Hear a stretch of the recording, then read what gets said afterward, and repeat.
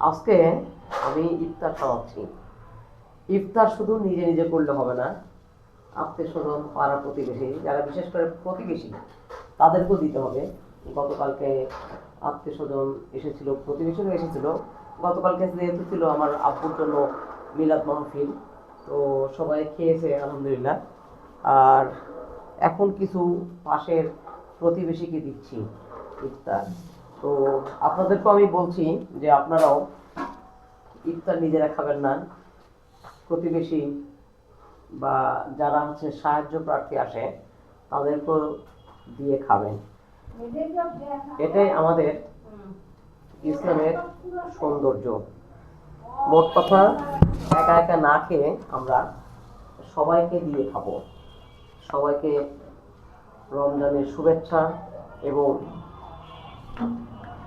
ঈদের আগাম শুভেচ্ছা জানাচ্ছি। আমি যে কত পরিকর্মা আপনারা এখন বুঝতে পারছেন। ধন্যবাদ সবাইকে। আসসালামু আলাইকুম।